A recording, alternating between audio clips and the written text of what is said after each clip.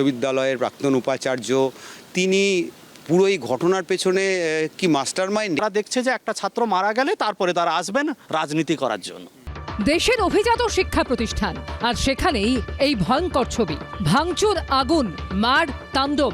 বুধবার রাতের অন্ধকারে এক ভয়ঙ্কর পরিস্থিতির সাক্ষী হয় ঐতিহ্যবাহী যাদবপুর বিশ্ববিদ্যালয়। আর এই ঘটনা নিয়ে যাদবপুর বিশ্ববিদ্যালয়ের প্রাক্তন উপাচার্য বুদ্ধদেব সাউয়ের বিরুদ্ধে মারাত্মক অভিযোগ করল যাদবপুর ইউনিভার্সিটি টিচার্স অ্যাসোসিয়েশন বা জুটা।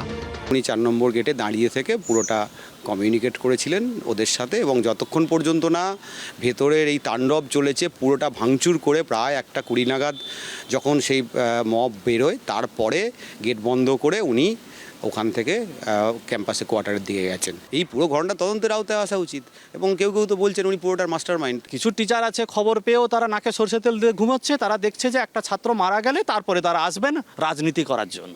কেউ কেউ বলছে নাকি আমি কি গেট খুলিয়ে দিয়েছি। তারা শিক্ষক নয়, তারা কি মিথ্যাবাদী, যে সেই টিচার আসলে ফোনে ওই ছাত্রদেরকে ইনস্ট্রিক্ট করছিলেন, আমি বলবো। যাদবপুর বিশ্ববিদ্যালয়ের ঐতিহ্যবাহী অরবিন্দ ভবনের সামনে আগুন, কোলাপসেবল গেটের লাথি, ছিঁড়ে দেওয়া হয় পোস্টার, মুছে দেওয়া হয় গ্রাফিটি।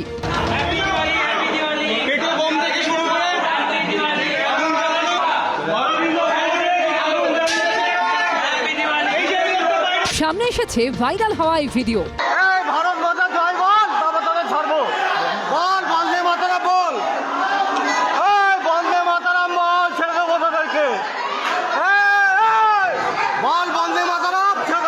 ভাঙা হয় সিসি ক্যামেরা, ভাঙার চেষ্টা হয় হস্টেলের গেট।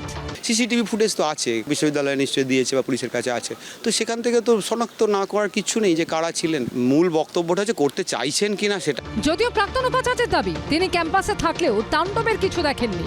না, আমি কিছু তাণ্ডব দেখিনি। তাণ্ডব তো হয়েছে, সিসিটিভি ফুটেজও সামনে এসছে, আগুন জ্বালাতে দেখা গেছে। আমি দেখিনি তো বলছি। বৃহস্পতিবার ভেঙে পড়ে নন্দলাল বসুর নকশা করা ঐতিহ্যবাহী এমব্লেম। ভুলুণ্ঠিত হয় শিক্ষা প্রতিষ্ঠানের সম্মান। জানিয়ে এদিন আক্রমণ শানান প্রাক্তন উপাচার্য। দেখুন এই ছবিটা, রাজেশ্বর সিনহার হাতে ভাঙা অংশটা, তাহলে ভাঙা অংশটা যে ভেঙেছে, যে ভাঙা অংশটা হাতে আছে তার মানে তিনি ভেঙে হাতে রেখেছেন, আমি যদি ইন্টারপ্রেট করি।